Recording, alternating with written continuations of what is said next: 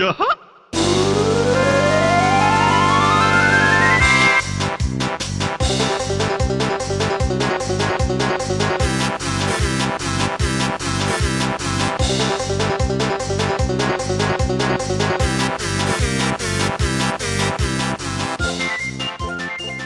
Salve, salve, meus amigos e minhas amigas, sejam todos muito bem-vindos e muito bem-vindas a mais um Passando de Nível, aquela série de nostalgia que vocês gostam, que vocês pedem, que fala, ai, qual que é o próximo episódio? Quando que vocês vão entrar no console? Vamos chegar lá, mas tem muita coisa nostálgica pra gente discutir, conversar aqui antes, né, dos, da- dos consoles aí, da era dos consoles. E a gente vai dessa e espero que vocês gostem dessa temática que é fez muita diferença na nossa infância aí. Mas é claro que eu não estou sozinho, estou com ele, Felipe Chaves. Estou aqui, já animado para mais um episódio de nostalgia. Tinha tempo, né, Léo? Desde o último que a gente lançou. Então a gente fez até uma sequência um pouco maior, mas são muitos temas, né? Para falar de videogame. E olha que não são episódios quinzenais, e ainda assim são muitos temas, e aí a gente está tentando intercalar um pouco mais. Mas aí está nostalgia de volta. Mas não vamos entrar nos consoles ainda. Exatamente. A gente vai chegar lá. Acalmem-se que a gente vai chegar lá. Quando a gente fala de nostalgia e também vocês viram aí que a gente vai falar das revistas de videogame da nossa época. Para esse tipo de assunto, não é só vivência, né, Felipe? Precisa de experiência acadêmica, a gente precisa de estudo, a gente precisa de mestrado, PhD. Então, Pra não vamos ser falar. aquele padrão de só a gente falando abobrinha aqui, né, Léo? Então, de vez É, em quando no Nostalgia é bom trazer gente que mais gabaritado aí pra poder falar sobre o assunto. pessoas que têm currículo para falar disso. Primeiro, eu vou apresentar o cara que tem mestrado nessas coisas, né? Já participou em vários episódios aqui com a gente. Um cara muito pedido por vocês também, Alexandre Bastos, do canal Mutação Gamer. E aí, Alexandre? Opa, fala aí, Léo, fala Felipe, bem-vindo, Denis. O pessoal já vai saber quem que é o Denis que a gente está falando aí. Muito obrigado por mais esse convite, sempre um grande prazer participar aqui do Passando de Nível. Vamos lá, falar sobre revistas de games, né? O assunto aí tem pano para manga e muito para conversar sobre esse assunto e a gente está aqui para isso. Exatamente. Como eu disse, né? A gente tem aí uma pessoa. Representamos a pessoa do mestrado, agora é o PhD, bacharel no assunto. Denis, e aí, Denis, como o senhor está hoje? Oi, pessoal, boa noite, tudo bem? Queria agradecer pelo convite. O Ale também, né? Agradecer pelo convite que, em primeiro lugar, foi ele quem também comentou do episódio de hoje. Tudo ótimo, né? Vai ser, acho que incrível falar sobre revistas de game, que é um assunto que a gente ama tanto. Exatamente. E vamos para aquele momento, né, gente? Se vocês, por favor, nos sigam aí, multiverso.dageek, voltamos com tudo aí. Cine Geek voltou. Bom, vocês viram que o Degustando voltou, nós voltamos, está sendo preparado várias coisas aí. Que nem para nós o Josimar quis dar spoiler. Então, e tem uma coisa que eu estou preparando também. Então segue a gente aí, multiverso.dageek, detonando aí nos nossos conteúdos. Se você quiser saber sobre o meu trabalho, @nerdkit com dois T's no Instagram, Nerdkit no YouTube, falo 100% de RPG de mesa. E quem quiser conhecer minha lojinha aí, loja nerdkitclub.mercadoshops.com.br. Tem um monte de game lá, tem coisas de RPG também, dado e tal. Então quem quiser, acessa lá e puder comprar um negocinho aí, ajuda nós. Alexandre, por favor, fala aí das suas redes sociais, canal, tudo aí. Bom, canal Mutação Gamer, né? Como a gente sempre fala, tá aí é o meu projeto pessoal. Estamos aí tocando o canal. Convidar a galera que não conhece para ir lá conhecer, se curtir o conteúdo, se gostar, se inscreve. Principalmente sobre retro games e sobre coleção de videogames, né? É o foco do canal. Mas o nome Mutação Gamer já é para uma intenção de poder falar de tudo, de acordo com o que vou curtindo o conteúdo que a gente vai colocando no canal, a gente vai trabalhando outros tipos de conteúdo de games também. E também lá na equipe do VGDB, do Videogame Database que eu participo, e do grupo Retro Gamers Vale do Paraíba. Qualquer um desses projetos é só procurar aí em todas as redes sociais, vai me achar e vai achar conteúdo lá. E tem unboxing de caçada também que você vai fazer, né? Então, eu faço lives de unboxing no Instagram. E sempre que chega alguma coisa nova para a coleção, eu faço o unboxing em lives lá no Instagram. Então não tem dia certo e tal, é sempre conforme as coisas chegam. Eu recomendo vocês assistirem, porque é uns itens lá, vocês não nem nas revistas que a gente vai falar hoje aqui sai. Então, recomendo bastante vocês verem o Aí às conteúdo todo. vezes, vira e mexe, tem item da lojinha do Verdade, Léo. você pegou os meus Limited Run lá, os únicos que eu tinha, você comprou. Mas é isso aí, então, todo mundo seguindo ele aí, se inscrevendo no canal. Praticamente toda segunda-feira tem vídeo lá sobre conteúdo de games, então não percam. E, Denis, pode falar aí sobre o seu trabalho, você que é o cara das revistas de games aí, que tem conhecimento, suas redes sociais, pode fazer o seu jabá aí, mano. Então, obrigado. Então, na verdade, vou ser um pouco mais sucinto nesse início, porque dentre a pauta que a gente vai apresentar aqui, eu acho que vai ter uma boa oportunidade para esmiuçar mais o que eu vou apresentar agora. Eu fui redator da editora Warp Zone entre julho de 2015 e agosto de 2020. Participei de cerca de 50 publicações entre revistas e livros, livros convencionais, livros de luxo também. Tive uma passagem breve pela Level Up Games, que todo mundo deve conhecer, entre 2018 e 2019. Fiquei um tempo afastado desse meio, tanto de games em geral, e decidi voltar, né, junto a uma advogada, a ideia, né, o desejo de registrar a marca videogame. Na verdade, eu fui pesquisar sobre isso, se estava disponível, e eu dei entrada no processo, mais ou menos em outubro de 2022. E vocês sabem que as coisas no Brasil são meio morosas, demoram bastante para acontecer. E foi até meio que irônico, porque quando o Ale me convidou para participar aqui do podcast, a minha advogada tinha me ligado na semana para a gente estava entrando nos trâmites finais do registro da marca videogame para o meu nome. Então, as coisas já estão encaminhadas, já foi deferido, e mais 1 ou 2 meses no máximo, tudo vai estar no meu nome. Mas, dentro do contexto aqui da nossa conversa, eu vou explicar melhor como isso vai acontecer, enfim, falar sobre o meu trabalho no Warp Zone também, como a gente escrevia, diagramava os livros e revistas. Eu acho que vai ser um papo muito bom. A hora, hein?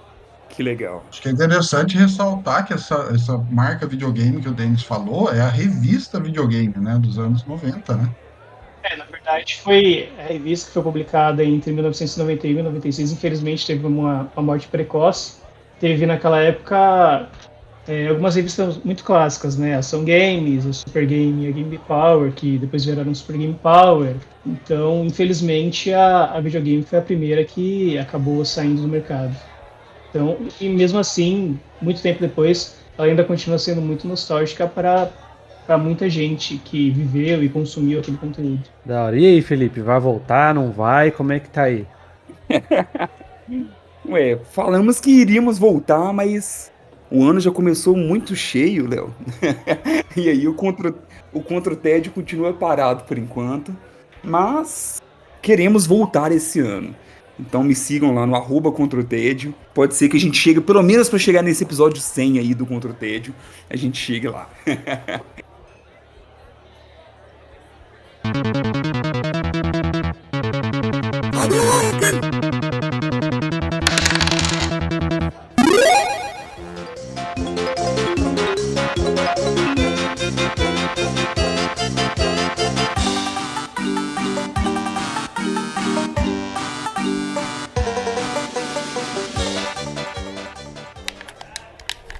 Senhores, eu preciso falar pra vocês, eu não sei como que era na cidade de vocês aí, mas onde eu morava, né, eu morava em Jacareí, no interior de São Paulo. E na época lá era só Super Game Power e Gamers. Muito difícil ter outra. Tipo, você tava falando do videogame agora. Eu lembro que tinha a revista videogame, mas era pouquíssimas, assim. As bancas aqui eram. Na onde eu morava era só Gamers e Super Game Power. A de vocês era assim também? Como que era? Aqui comigo, eu em Pindamonhangaba, era bem variado, cara. Era bem variado. Inclusive, eu tive a revista Videogame, alguns números, né? Via Super Game Power, a Gamers, de praxe, né? E tinha algumas outras que eu não tô lembrando agora o nome, que eram um pouco mais obscuras, né? Mas sempre aparecia, cara, uma coisa diferente por aqui, viu? Ação Games também tinha, mas nossa, sabe quando a pessoa vende edições espalhadas? Então, tipo assim, o cara tem a 1, aí depois de um tempo ele, sei lá, ele traz a 5, Ah, sabe? tá. Tinha A uma Ação sequência Games era certa, assim. né? Não tinha, cara. Só Gamers e Super Game Power que era Mas certo. eu tive acesso a diversas revistas na época, e foi uma época que eu frequentei muito os arcades, né? Os fliperamas, acho que foi a época que eu mais usei. Não vou dizer que foi a época que eu mais usei revistas, mas foi uma época que eu usei muita revista, por conta dos jogos de luta, aprender os golpes e tal. Então eu tinha assim, aqui em Pinda tinha acho que 2 ou 3 bancas grandes e sempre tinha variedade de revistas de games, cara. Era bem legal, muito bom nessa parte. Se eu levasse revista pro fliperama, acho que eu voltava sem, mano. Aqui com certeza. Era, era hostil pra caramba, mano. Mas aí, Felipe, Denis, como que era pra Então, vocês eu aí? acho que aqui, eu sou de Santo André, aqui no ABC Paulista. E nas bancas próximas à minha casa, a escola onde eu estudava, é, é um cenário parecido com o que o Alexandre falou. Acho que tinham todas as revistas, as mais conhecidas. A minha primeira revista foi uma Ação Games número 16. Tinha o Prince of Persia na capa, de agosto de 91. Eu lembro muito bem, porque foi uma revista muito marcante. Eu tenho ela aqui hoje, mas toda detonada, né? Porque tinha uns 8 anos de idade na época, então, vocês sabem, rasgada, detonada, cheia de carimbo. Mas eu tenho muito carinho por essa revista, porque foi a primeira. E no meu caso era muito curioso, porque eu não tinha uma revista que eu comprava assim, assiduamente. Eu era guiado pela capa. A capa me chamava atenção, eu comprava aquela revista. Eu tinha um acordo com os meus pais de ganhar uma revista de videogame por mês. Porque algumas depois se tornaram quinzenais, mas inicialmente elas eram mensais. Então, eu olhava a capa, me interessava, só que era muito curioso porque na época a gente vivia o boom ali dos jogos de luta, Street Fighter e Mortal Kombat sobretudo. Assim, grande parte dessas revistas que eu comprei também ou era Street Fighter ou era Mortal Kombat. Mas é isso que vocês falaram, muita gente também se guiava por detonado, por golpe. Ah, eu tenho um jogo de luta aqui, eu tenho Mortal Kombat 2. Tanto que, inclusive, a Ação Games chegou a fazer edições especiais do Mortal Kombat 2, Mortal Kombat 3, porque vendia muito essas edições especiais. E era a fonte que a gente tinha, porque ninguém sabia, não vinham. A gente não tinha acesso fácil aos golpes, era só através de revista. Até a gente estava conversando em off aqui, a escassez de informação que a gente tinha nos anos 90, muitas coisas que demoravam muito para chegar, que várias matérias e pautas de videogame dos anos 90 eram muitas vezes baseadas em revistas internacionais que eles importavam. Então, às vezes demorava meses para uma revista chegar dos Estados Unidos, por exemplo, para cá e a gente ter acesso a essa informação que lá fora já estava circulando há muito tempo. Mas no meu caso foi assim. Eu lembrei de um aqui agora, o Denis me corrige aí, porque eu não tenho certeza se ele lembrar. Não tinha uma Players? Tinha Eu lembro de Players, uma que tinha não Players, lembro se era parece que um sapinho, alguma coisa na capa, eu tinha sim. alguma coisa, assim, acho que era Players, eu acho, a revista, eu É que lembrei acho que dela aqui agora. assim, tinha algumas edições obscuras, algumas publicações obscuras que acabavam não durando muito tempo. Que no imaginário dos jogadores mais velhos de hoje, as que se consolidaram foram mesmo a Ação Games, a Super Game e Game Power, que viraram Super Game Power depois, em 94, a Games, que chegou por último, e a Videogame. Mas assim, de todas, sendo muito imparcial em matéria de conteúdo, de detalhes, enfim, a Gamers era insuperável, porque o conteúdo da Gamers era incrível. Era uma coisa muito mais profissional do que era feito dos textos, de como as informações eram apresentadas, era absurda. Só que em contrapartida, em termos de diagramação, a Gamers não era mais bonita. Se você pegar e colocar lado a lado. Eu acho que a mais bonita era a Super Game Power. A Ação Games também teve edições muito bonitas. Mas eu não lembro. Teve alguém da equipe da Gamers, num determinado momento, um desses documentários que fizeram de site, que alguém falou: a gente não era realmente a revista, mas a gente tinha o melhor conteúdo. E pra mim é o fato, é uma verdade. Tanto que chegou uma época que eu só comprava Gamers, a partir do início de 98. Porque eles dividiam também detonados em várias edições das revistas.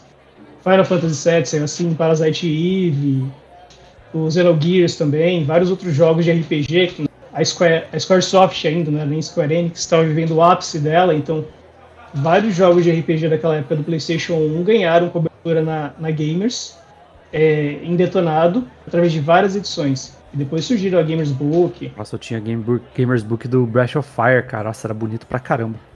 Todas elas eram. A maioria das pessoas lembra mais da Gamers Book do Final Fantasy VII, que foi muito clássico, foi muito icônico, porque disparado em termos de conteúdo, ela era a publicação brasileira mais completa, que parava aos guias internacionais que a gente não tinha acesso também. E aí, Felipe, tá quieto aí? Não, por aqui também, como eu moro aqui em Belo Horizonte, né, aqui também tinha acesso a praticamente todas também.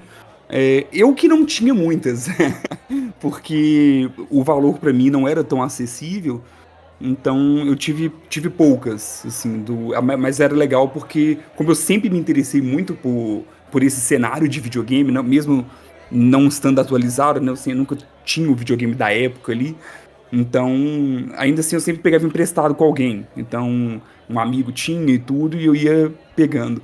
Uma coisa interessante, assim, até que o que a gente chegou a começar a conversar aqui em off também, e que tá um pouco aí do que o Denis falou, é que eu tinha algumas revistas, eu acho que era até um almanaque da Games, que era só de dica, sabe? De dica, tinha o nome dos jogos, praticamente não tinha imagem, sabe? Era mais texto mesmo, onde tinha dicas de quase todos os consoles da época ali. E aí, só de ler as dicas, eu já ficava tentando imaginar como que o jogo era. Assim, porque era aquilo, né? A gente não tinha tanto acesso a conseguir ver material sobre videogames como um todo. E tinha videogame que eu não conhecia pessoalmente. Então, e nessas revistas tinha, por exemplo, lá tinha uma seção falando sobre os jogos do 3DO, sabe? E aí eu não tinha jogado 3DO ainda. Fui jogar alguns anos depois. Então, foi Sega Saturno, muitas coisas. Então até isso era legal, sabe? De ir conhecendo os jogos que tinham disponíveis em cada console pelas revistas de videogames, e nesse caso dessas que eu tinha bastante, que as que eu tinha mais, que eram essas de dicas e truques ali, que era só por texto, só falando, por exemplo, o nome do jogo é, vamos supor aí, Rock'n'Roll Racing. Essa é a dica para você desbloquear o Olaf, um dos carros.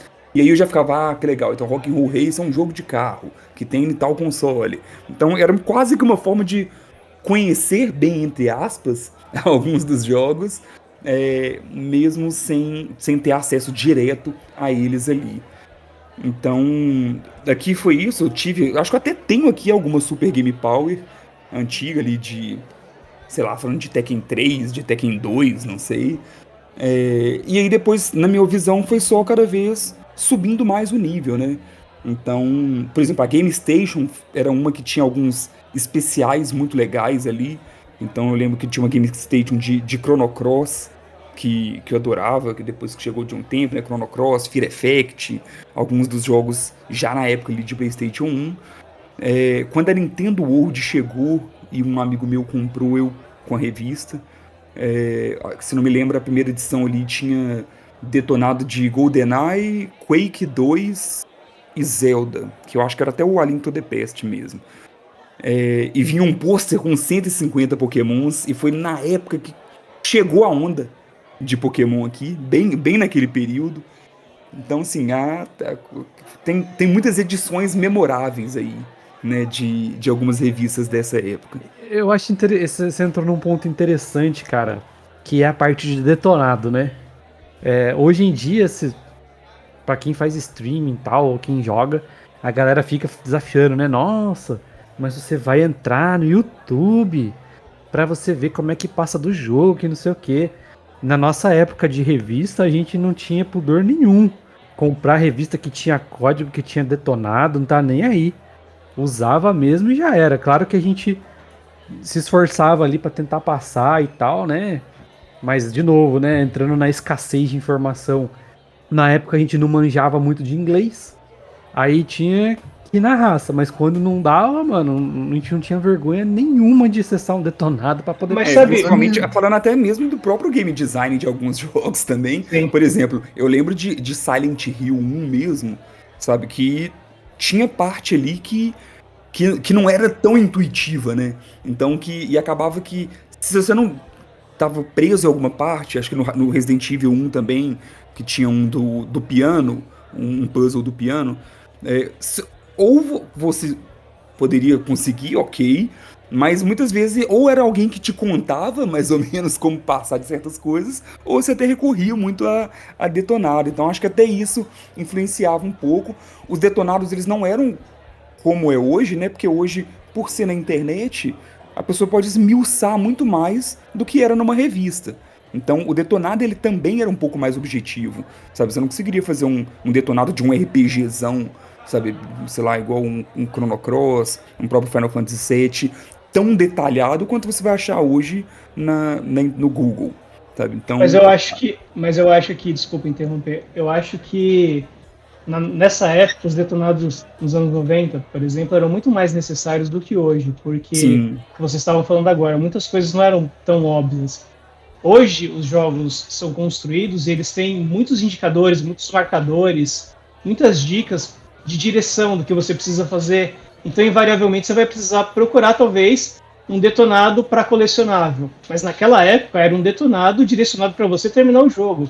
Porque como os hardwares eram mais limitados, não tinha uma interface, uma UX muito amigável em relação a você precisa ir para aquele lugar, você precisa fazer tal coisa. Você era meio que solto ali e de alguma forma, muitas vezes você ficava meio que vendido porque você não sabia o que fazer.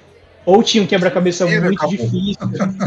Exatamente. Ou tinha um quebra-cabeça muito difícil que talvez você tivesse algum tipo de conhecimento específico de história, de geografia, mas você não tinha acesso a essas informações naquela época, um meio para você procurar uma dica para resolver aquele quebra-cabeça. Então, sobrava para você procurar numa revista a solução para aquele quebra-cabeça.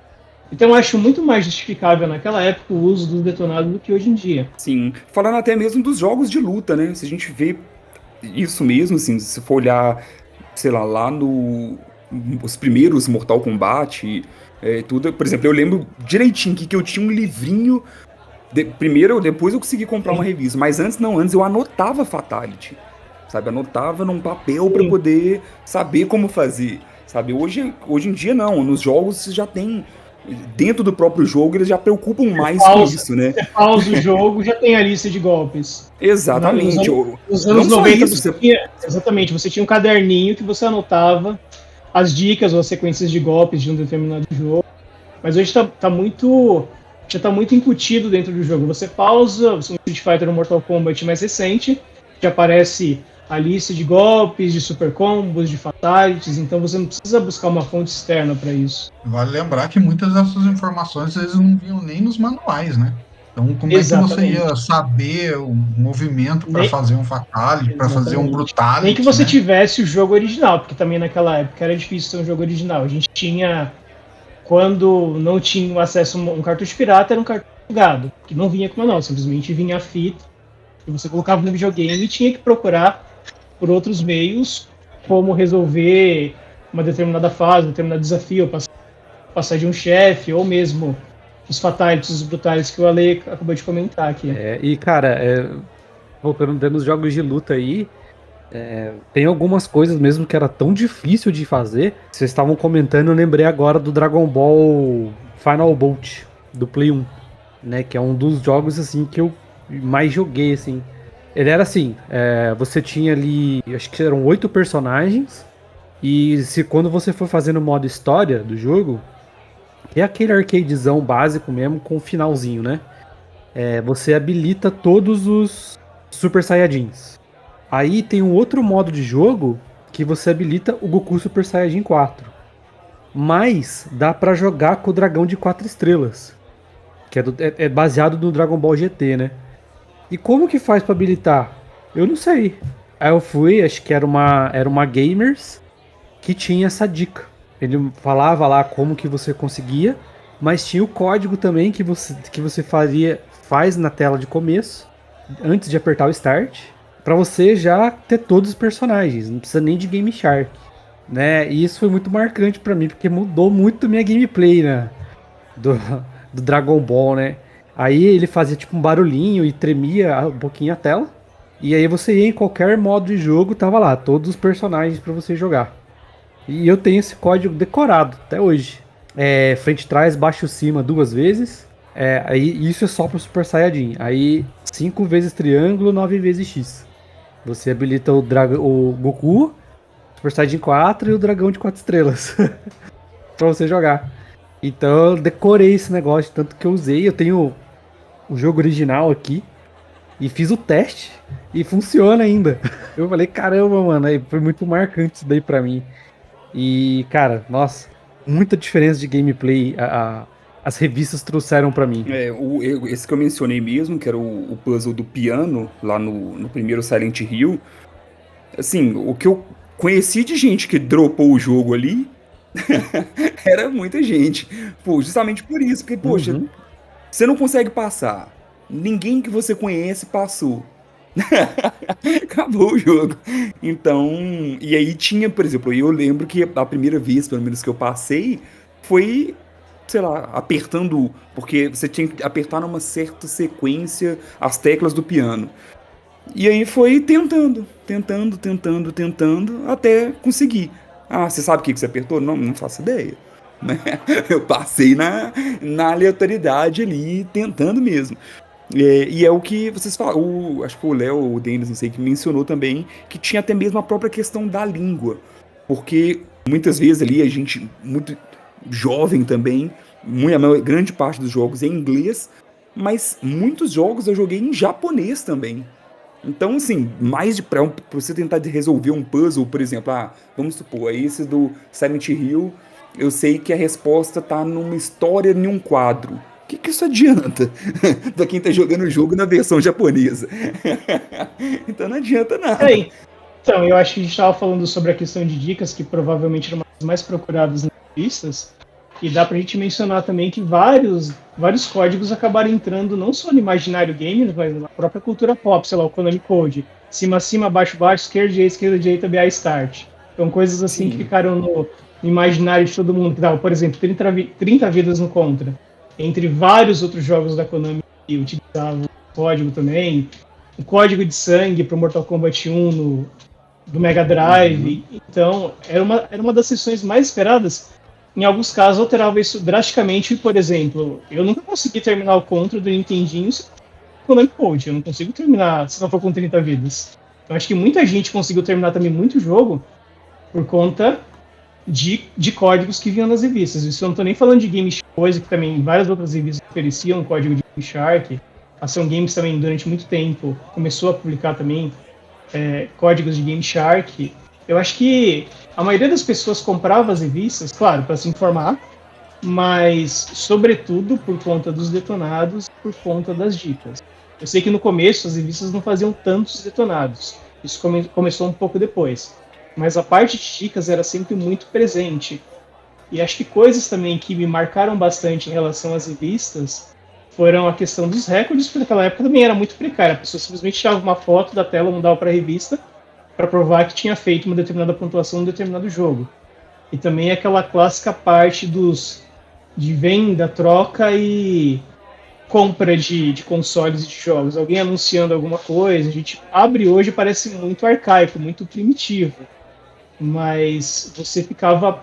Eu, pelo menos, eu olhava aquilo lá, será que esse videogame foi vendido? Será que ele foi trocado? Será que a pessoa conseguiu esse cartucho que ela queria? Eu ficava meio que fazendo esse exercício. né, de pensar Sim. sobre isso na época.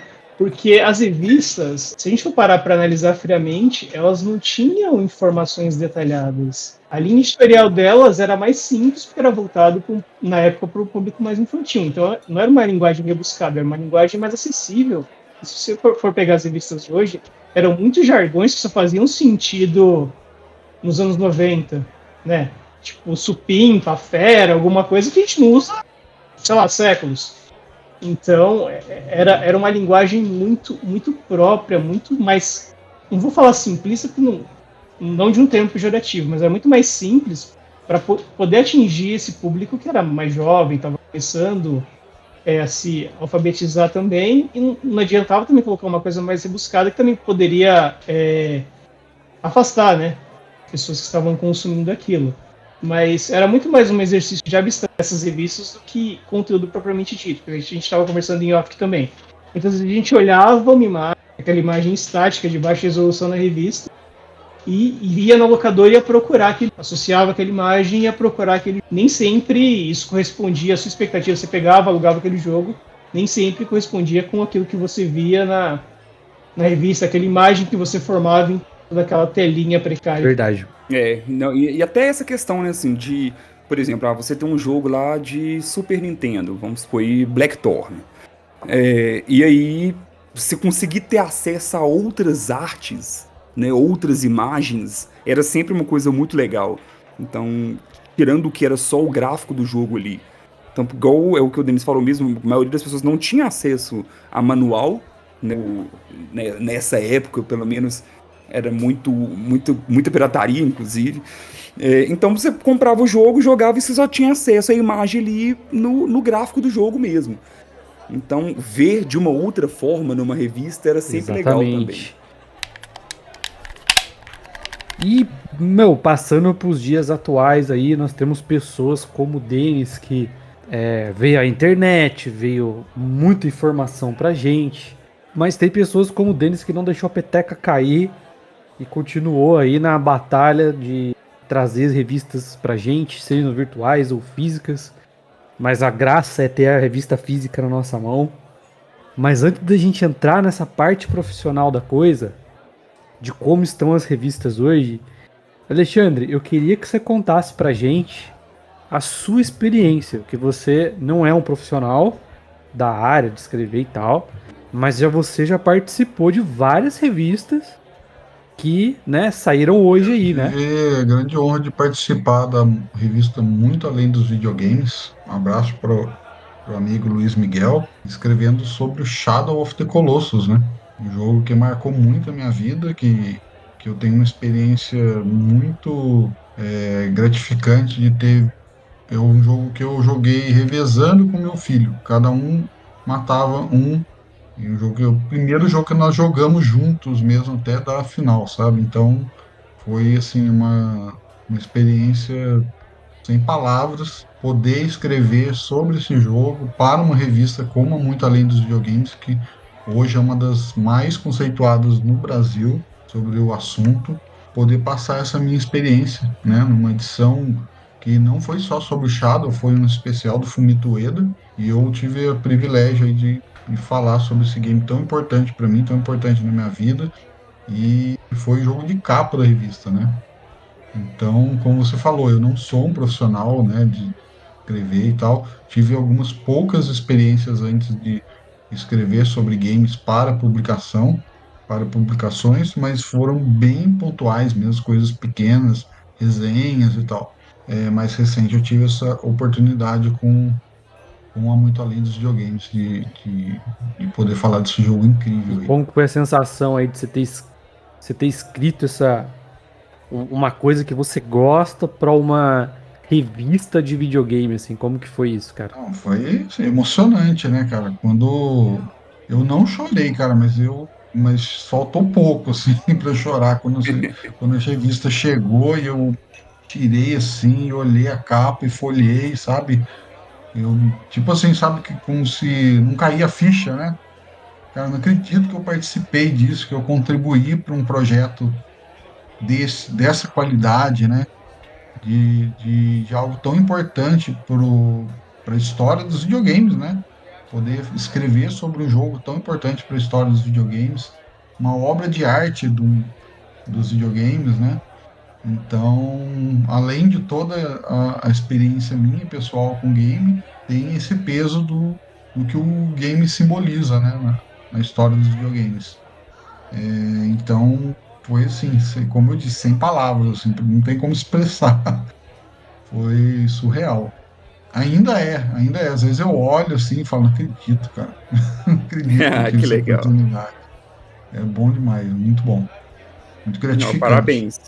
Parabéns, porque realmente, né, assim, igual você falou, assim, não é só ter o peso do que o jogo é para a indústria como um todo e todos os fãs do jogo em si, mas também pela sua história pessoal com ele, né? É muito legal mesmo. Da hora, mano.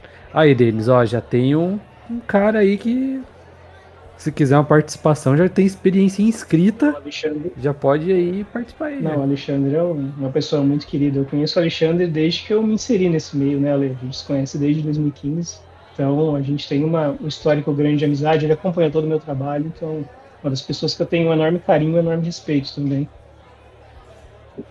Sim, já vi algumas vezes nos encontros em Pingo, na casa do Ale, todo mundo jogando e comendo, né, Ale? Legal demais. Eu confesso, gente, que Da eu hora, nem velho. sabia que ainda tinha revistas de videogame. Um dia desses mesmo, eu passei por aqui e vi uma revista, eu não sei qual que era, mas de The Witcher 3, que já nem é um jogo novo, Antigo. né? Já é Ah, um, tá. talvez a gente já pode até considerar que é um jogo antigo. E aí era ele na capa e eu fiquei tipo, gente, mas ainda revista de videogame com The Witcher 3, sabe? Eu não sabia que tinha até hoje, não. Então é até bom pra me voltar a conferir Eu também. acho que entra nessa questão que o Denis falou, da linguagem, né? Do que eram as revistas antes e o que são. E a gente pode fazer um Sim, paralelo com o que é hoje.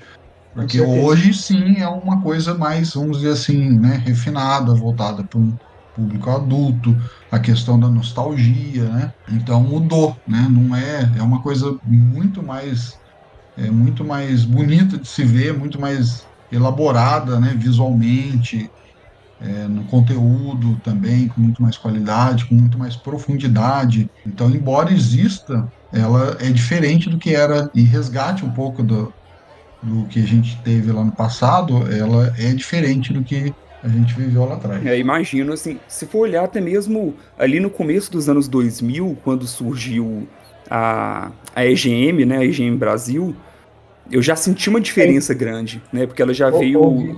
baseada, né, assim, já em um formato já existente americano também.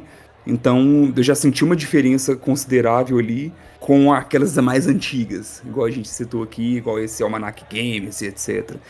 Então, hoje em dia deve ser totalmente diferente, né? E, assim, e outra coisa também, você acha que nem vale a pena a gente entrar tanto no detalhe aqui, mas também tinha as revistas de computador, que aí é um universo à parte. Ali, aquelas que vinham com um CD-ROM, que muitas CD-ROM. vezes. Revista Um de CD-ROM CD-ROM, que era um demo no final das contas. clássica. Na maioria das Sim. vezes era um demo. Você via a capa lá e falava, nossa, eu vou comprar porque vai vir esse jogo. E na hora que ia ver, era só a demo do jogo e um monte de jogo em flash ali.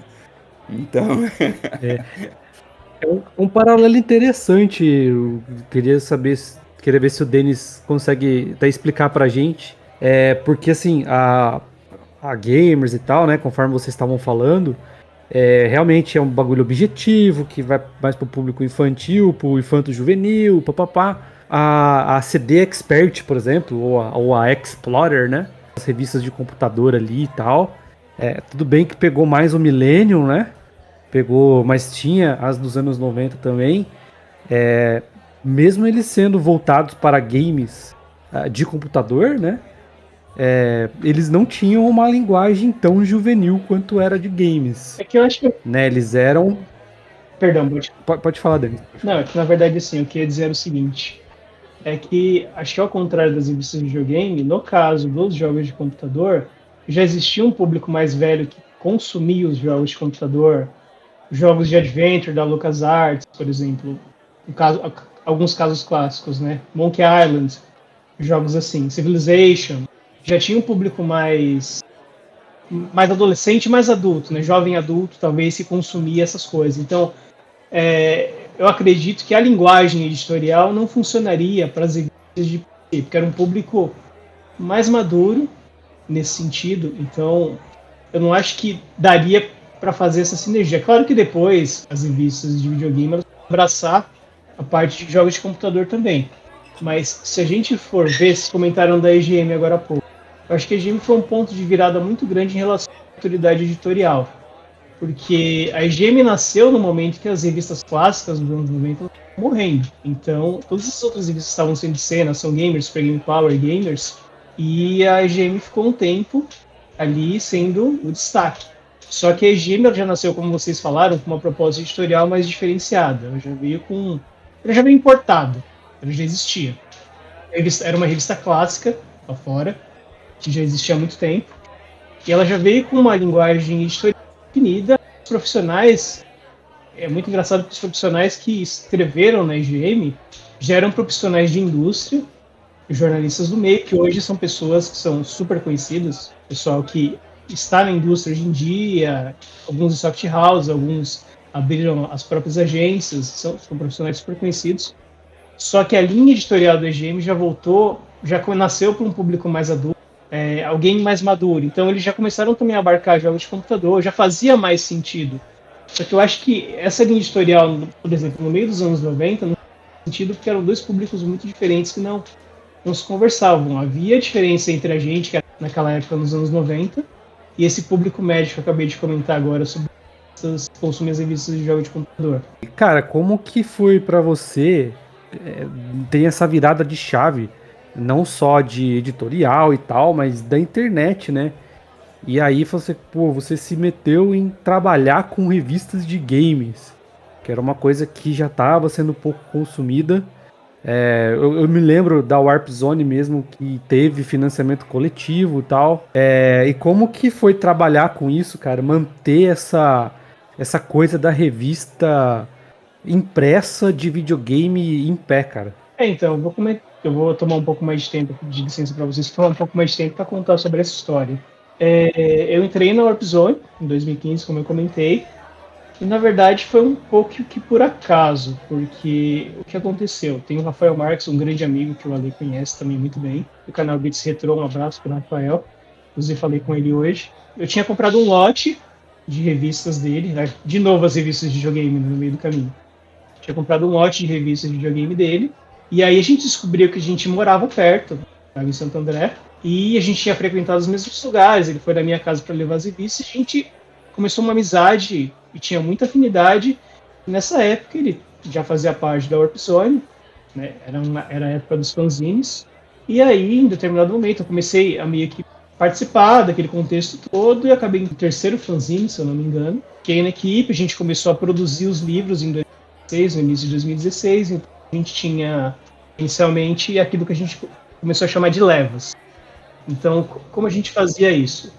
Eram 3 linhas editoriais, uma chamada 101 Games, outra 101 Games, como o nome sugere, são 101 games de um console que começou com o Mega Drive e Super Nintendo. No caso das biografias, a gente pegava um personagem principal, o primeiro foi Mario, e outros 3 personagens secundários para compor a revista, e focava no contexto de desenvolvimento do personagem, nas particularidades, na história de desenvolvimento do personagem, não necessariamente na franquia em si, a qual ele pertencia. Isso a gente fazia nos clássicos. A primeira edição dos clássicos foi Mortal Kombat. Nos clássicos a gente pegava a franquia e escrevia sobre todos os jogos que foram lançados até aquele momento. Contexto de lançamento, curiosidades, como foi desenvolvido, se o jogo tivesse enredo, a gente detalhava o enredo. Então, a gente foi produzindo essas levas. E, assim, como eu falei para vocês, eu participei de mais ou menos umas 50 publicações. E eu tenho muito orgulho disso, né? Foi um período muito bom para mim, sabe? Eu escrevi sobre muitas coisas, muitas franquias. Eu até separei aqui algumas para falar, porque eu não ia lembrar. No caso dos clássicos, eu participei de livros sobre Mortal Kombat, Street Fighter, Metroid, Final Fantasy. Até tem uma história engraçada sobre que é uma das minhas franquias do coração. Esse livro foi feito em 2016. Eu fiquei tipo 20 dias, praticamente direto, escrevendo esse livro. Então eu escrevi do Final Fantasy 1 até o 10. E na época não existia o Final Fantasy 15 ainda, ele não tinha sido lançado. Então a gente escreveu até o 14 e fez uma prévia do 15. Então foi Caramba! uma história Muita coisa. foi uma história muito curiosa. É porque, na verdade, como é um RPG, e eu escrevi sobre os enredos e tal, então é muito denso você tentar sintetizar um enredo numa publicação de 100 páginas. Porque o grande desafio do livro impresso é você condensar a informação. Porque, assim, dói muito pro redator ter que cortar alguma coisa que ele escreveu. Isso é um fato. Coisa que não acontece na internet. Você pode escrever um texto grande e tudo bem. A pessoa vai dando scroll ali e vida que segue. Mas na parte editorial, no livro impresso, infelizmente não é assim. Então foram várias vezes. Eu mesmo tive que, às vezes, resumir ou escolher palavras menores, tentar encurtar a ideia para poder caber dentro dos limites de caractere que eu tinha. E, assim, a gente, em 2017, nós fomos para os livros de luxo. O primeiro foi o Mega Drive Definitivo, Ale deve lembrar muito bem desse livro, né, que foi um marco também. A gente teve suporte da Tectoy, foi um livro oficial. Nesse livro eu escrevi sobre todos os jogos do Sega CD, mas é um livro muito completo, ele tem catalogado todos os acessórios, todos os modelos de console, com os controles foram lançados oficialmente. E aí participei de outros livros também, o Essencial The King of Fighters, o Essencial Street Fighter e o Essencial Resident Evil, que foi minha última publicação na Sony. E esse foi disparado o que eu mais escrevi, porque é um livro de luxo de 300 páginas que eu escrevi metade do livro, literalmente, do livro. Além de ter criado a estrutura desse livro. Então, assim, só para vocês terem ideia da dimensão de conteúdo, no Essencial Resident Evil, eu escrevi sobre todos os jogos principais, do 0 até o 7, Revelations, fiz uma prévia do Resident Evil Remake, que não havia sido lançado na época ainda. E aí tinha escrito a introdução do livro, sobre o que era o gênero survival horror, sobre o Sweet Home, que era um jogo de Nintendinho que serviu de inspiração para Resident Evil. Escrevi a parte dos criadores, as personalidades do universo de Resident Evil. Então, assim, foi um trabalho muito completo. Nós trabalhamos com a equipe do Review, que é um dos maiores fansites do Brasil. A gente teve esse aval em relação à consultoria de conteúdo também. Eles escreveram grande parte, ajudaram na revisão. Foram, assim, imprescindíveis na construção e na produção desse livro. E aí, só detalhando também um pouco dos outros livros, que eu não participei ativamente da parte das biografias, era uma outra equipe que cuidava, ficava mais focado nos clássicos mesmo, que já demandavam também muito esforço, porque é um trabalho muito denso de pesquisa também. E, em paralelo a isso, a gente produziu revistas também. A gente voltou com a revista Pro Games, que a gente tinha um clube de apoiadores, então essas revistas elas não eram vendidas de maneira normal.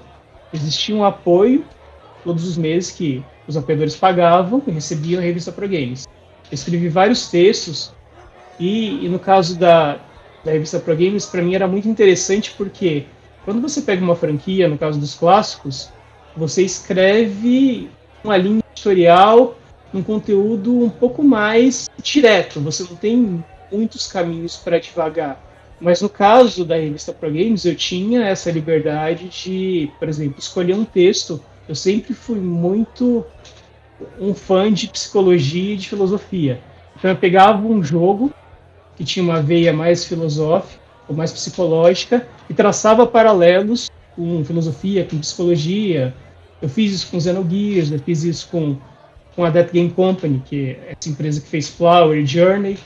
Falei sobre esses dois jogos. Tem um outro jogo que é muito interessante também nessa linha, o Stanley Parable.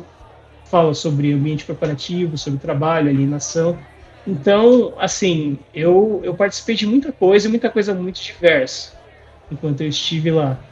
E eu tenho muito orgulho do trabalho que eu fiz, porque eu acho que foi... A gente criou bases para pessoas produzissem outras revistas. O Ale falou da Muito Além dos Videogames, a Jogo Velho, do Age, que eu sou muito fã do trabalho que o Age faz. Ele começou com a gente escrevendo, depois ele fundou a Jogo Velho, se direcionou e tá firme e forte até hoje.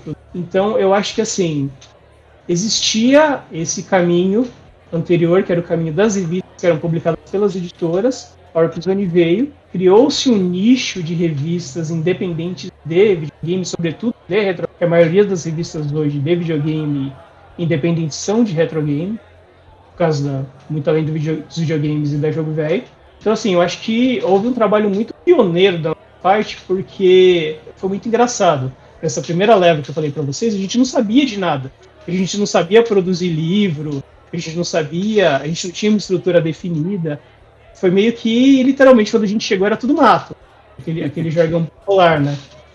Então a gente passou um fim de semana inteiro, sexta, sábado e domingo, para virar 3 dias para entregar. E meio que aprendendo, sabe? A produzir esses livros e meio que aparando arestas. E claro que ficaram algumas arestas que a gente foi corrigindo. O Ale falou sobre a emoção que ele sentiu quando ele pegou a revista e viu que tinha um texto assinado por ele. Eu senti essa emoção com os livros de luxo, bastante, sobretudo com o Essencial Resident Evil, mas também senti a primeira vez que eu vi a primeira leva que a gente viu dos livros da Warp Zone na banca de jornal. Assim, eu fiquei meio que estarrecido, assim, fiquei meio que atônito. Não caiu a ficha na hora para mim. Porque parecia uma coisa muito surreal. Para aquela criança que consumia revista, está naquele momento produzindo um livro, participando de um livro, fazendo história. E eu acho que, assim, o meu trabalho foi... Eu tenho muito, como eu falei, eu tenho muito orgulho do meu trabalho. Eu acho que foi muito imprescindível para solidificar também tudo que foi construído em relação a essas publicações todas. E aí, só aproveitando também para traçar um paralelo agora, eu comentei no início que eu registrei a marca videogame no meu nome. E por que eu quis fazer isso? Eu sinto falta de produzir conteúdo sobre games. E para mim, o nome videogame ele faz muito sentido, porque ele tem significado tanto para mim, que fui jogador nos anos 90, no final dos anos 80, e continuo sendo até hoje, só que também tem significado para os meus primos que só jogaram Atari 2600. É uma palavra universal.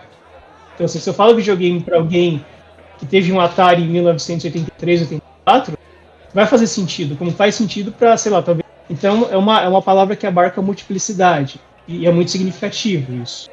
E eu não quero produzir alguma coisa nas costas, enfim, se aproveitando de alguma coisa. Claro, respeitando o que foi feito e até só dando uma satisfação, né, explicando por que eu anunciei isso lá atrás e a coisa toda no ano passado, né, em abril, quebrei o tornozelo, tive uma fratura muito séria, precisei fazer uma cirurgia, precisei colocar 5 no tornozelo direito, fiquei acamado 3 meses sem poder andar, então todos os meus planos para 2023 eles caíram. Eu fiquei focado na minha recuperação. Inclusive, ainda estou em processo de recuperação. Estou muito melhor, já estou correndo, fazendo exercício, musculação, essas coisas. Mas muito do que eu tinha planejado para o ano passado foi jogado e remanejado para esse ano por conta que a minha prioridade simplesmente mudou. Mas, como eu falei, a revista está em vias de ser registrada em meu nome. Vai haver um legado, vai haver uma continuidade. Pode ser que eu tenha sucesso, pode ser que seja um fracasso, mas, assim... é um desejo que eu tenho de tentar, e eu acho que vale a pena. Eu vou fazer o melhor possível para entregar o melhor material possível para as pessoas, mas, assim, eu entendo que é um mercado de nicho, que existem flutuações, por isso que eu não estou fazendo nada precipitado, eu estou estudando possibilidades agora, e aí, para não me estender demais, basicamente é isso, da minha parte, sobre esse assunto. Ô, Léo, você falou para mim que queria um cara que entendesse do assunto aí, tá bom pro seu ou não? Nossa senhora. Eu que... Uma senhora aula sobre todo o contexto, até atual também. Queria parabenizar também, assim, muito legal mesmo. Muito, como eu falei, assim, eu não sabia que tinha publicações recentes de livros, assim, de games. E já tô procurando aqui se eu conseguir achar para comprar. Achei muito legal a ideia do essencial ali, né? De vários diferentes, de franquias clássicas e importantes. Geralmente jogos de luta. Street Fighter, Fighters. Na verdade, aqui no Fighters foi muito forte nos anos 90, então uma segunda metade dos anos 90. Então a gente não poderia deixar de fazer um livro sobre os Fighters. Porque era uma das publicações mais pedidas. E assim, software, já estendendo. Um dos maiores orgulhos da minha vida nessa parte de projeto que eu deixei muito claro em várias ocasiões, nos meus redes sociais, foi ter tido a chance de escrever um livro sobre Castlevania. Talvez provavelmente a minha parte do coração. Eles todos. Eu tive essa chance também com Final Fantasy e Resident Evil. Então esses três para mim são são minhas coisas de inspiração, mas essas, eu sou colecionador, eu tenho muita coisa de essa aqui, de jogos mesmo, jogos físicos. Então, assim, poder ter criado a estrutura desse livro, de clássicos, que esse livro que ele conseguiu abarcar todos os jogos da franquia, tanto os clássicos quanto os Metroidvanias, é um trabalho que tem muito bem feito com Rafael Marques e Jimmy, a gente dividiu a redação desse livro, assim como a gente dividia a redação dos clássicos também, de todos os clássicos. Para mim foi incrível. Até hoje, eu pelo menos não conheço uma publicação brasileira que tenha abarcado todos os jogos de Castlevania. Claro, depois saíram jogos, outros jogos, assim, celulares, essas coisas assim, mas de franquias, a franquia principal que foi produzida para consoles, naquele livro tem tudo.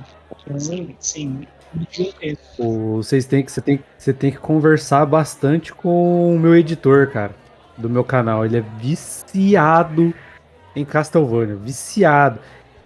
Às vezes a gente tá, sei lá, tô jogando coisa aleatória, conversando com o pessoal. Aí a gente fala de Castlevania, ele pula do nada, assim. Eu queria saber, Denis, então, agora então, quais são os próximos passos?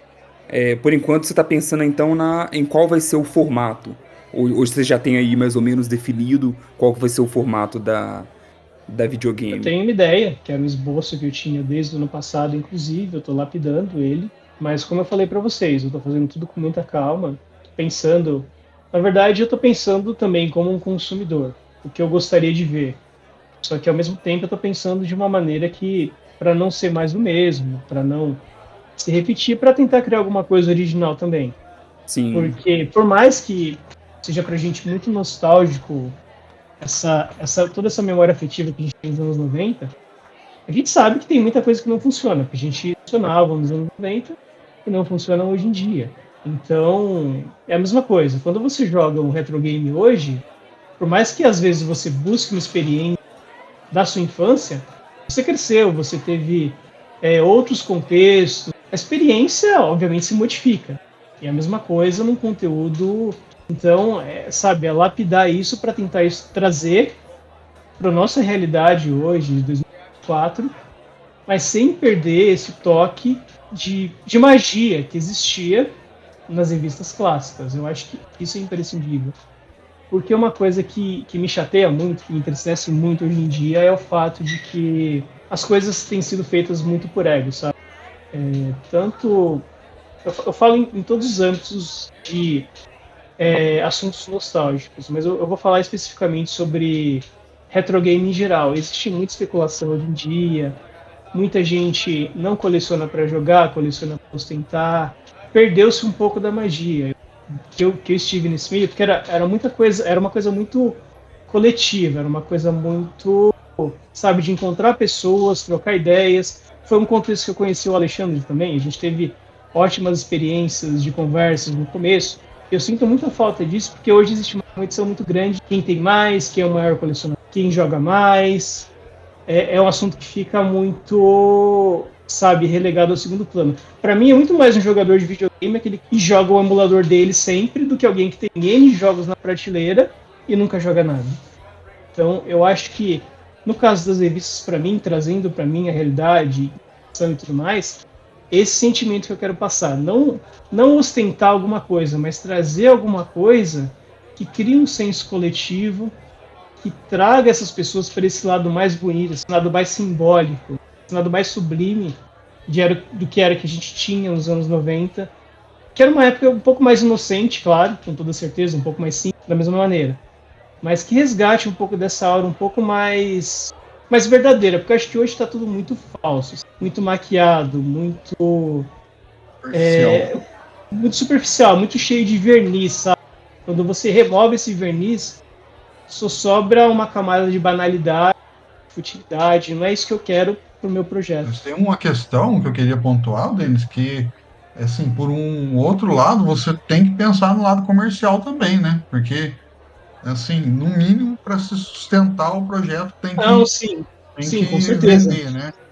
Mas então, assim, eu para falo... isso, você tem que agradar o público, né? Sim, É complicado esse equilíbrio, né? eu concordo com você, é uma linha bem tênue. Mas eu falo mais em relação a uma coisa, Ale, fazer um trabalho que não entre em conflito com os meus valores, entendeu? Com aquilo que eu acredito, que eu acho certo, que eu acho relevante. Claro, um trabalho tem que ser vendado, isso é meio evidente. Pelo menos tem um retorno para se pagar, senão ele acaba. Boa. A gente, até mesmo para conseguir divulgar, é muito diferente, né? Então talvez vai ter que ter uma certa convergência ali de tem a revista, mas talvez atuar também nas redes sociais para poder ir divulgando as revistas e conseguir alcançar mais gente ainda. Até a própria estratégia de venda em si, né? Já deve ser um pouco diferente hoje, apesar que se não tem tanto tempo assim que você tava também já nesse meio. É bom que a sua bagagem já vai contribuir Sim, bastante. em alguns pontos você acaba descobrindo o que funciona e o que não funciona. Você acaba meio que trilhando um caminho das pedras, então, naturalmente, quando você acaba removendo essas pedras, as coisas acabam ficando um pouco mais fáceis. Então, bom, isso daqui eu sei que tem chance, uma chance, nunca é garantido, mas você olha, bom, isso daqui tem uma chance maior de dar certo. Isso daqui faz sentido. O público da minha faixa etária provavelmente pensa dessa maneira. Então, tem caminhos que você consegue, de alguma maneira, mapear. De novo, repito, não é uma garantia, mas já é pelo menos uma direção, que já é um começo. Sim, e querendo ou não, não tá.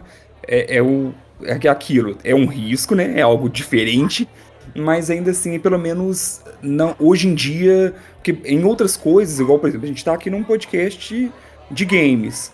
Podcast de games é o que mais tem hoje em dia. Então, tudo tá um pouco saturado, se a gente for olhar.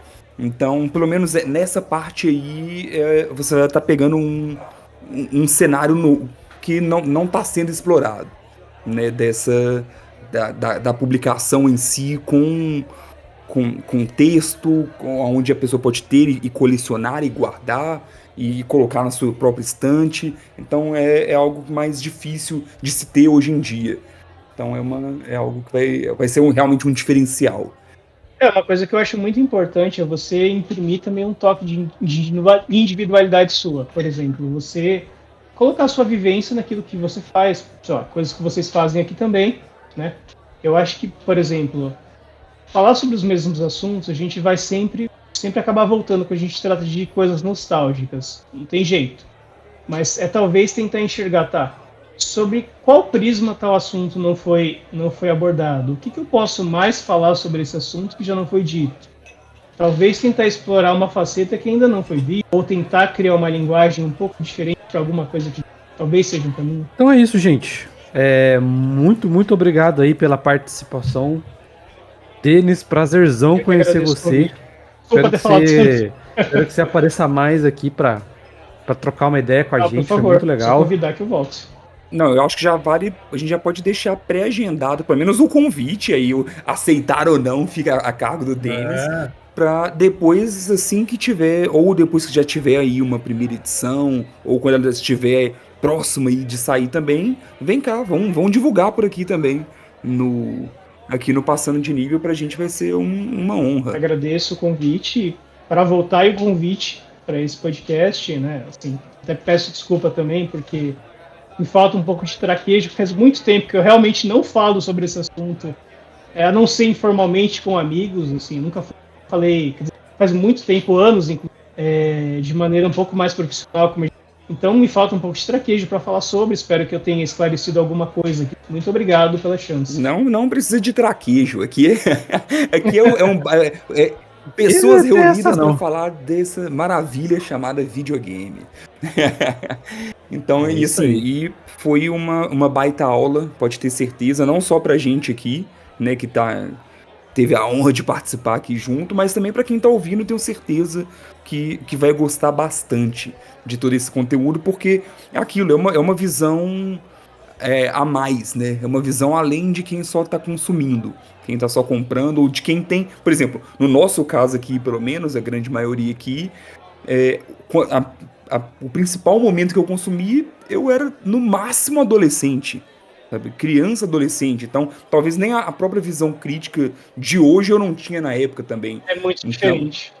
então é até legal isso, sabe? Revisitar o tema e também tendo essa camada a mais. sabe, de informação sobre todo o processo. É isso aí. Alexandre, mais uma vez, cara, muito, muito obrigado mesmo. Alexandre, que foi quem trouxe o Só Denis novamente, aqui. desculpa interromper, Então, agradecer ao Alexandre também pelo convite, né? Enfim, uma pessoa, um ser humano incrível. Não preciso nem falar, né, Ale? Você sabe o quanto eu te considero e te admiro. Alexandre já é prata da casa aqui, hein? Já.